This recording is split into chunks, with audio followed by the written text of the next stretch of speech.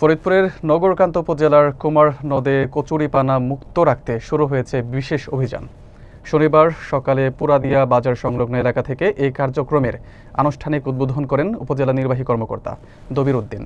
বিস্তারিত থাকছে শফিকুল ইসলাম মন্টুর তথ্যচিত্রে। উপজেলা প্রশাসনের উদ্যোগে পরিচালিত এই অভিযানে নদীর নাব্যতা ফিরিয়ে আনা এবং স্বাভাবিক পানি প্রবাহ নিশ্চিত করার লক্ষ্যে স্থানীয় জনপ্রতিনিধি, শিক্ষার্থী, সেচ ব্যবস্থার সাথে জড়িত কৃষক ও নানা শ্রেণী পেশার মানুষ স্বতঃস্ফূর্তভাবে অংশগ্রহণ করেন।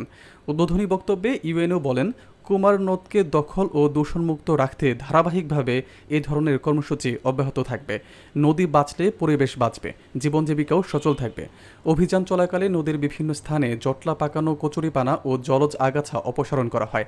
স্থানীয়রা জানান, দীর্ঘদিন ধরে কচুরিপানার কারণে নৌযান চলাচল, মাছ ধরা ও সেচ কার্যক্রমে প্রতিবন্ধকতা সৃষ্টি হচ্ছিল।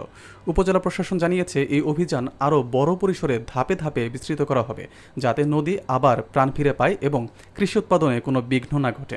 আপনারা জানেন, উপজেলা প্রশাসন এবং নগরকান্দাবাসীর স্বতঃস্ফূর্ত অংশগ্রহণে আজ নগরকান্দার যে কুমার নদ কচুরিপানা অবমুক্তকরণ বা একদম মুক্তকরণ যেটা আমরা শুরু করেছি। আমি সব নগরকান্দাবাসীকে বিভিন্নভাবে অনুপ্রাণিত করেছি এবং বিভিন্ন লোক আমাকে বিভিন্নভাবে অনুপ্রাণিত করেছে যে আমরা আসেন স্যার, সবাই মিলে একসাথে হয়ে যদি আমরা এই কচুরিপানার মুক্তকরণে যদি আমরা সবাই কাজ করি, তাহলে এই কুমার নদী বাঁচানো সম্ভব।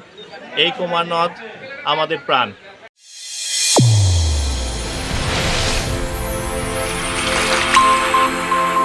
চ্যানেল A1 হৃদয়ের স্পন্দন।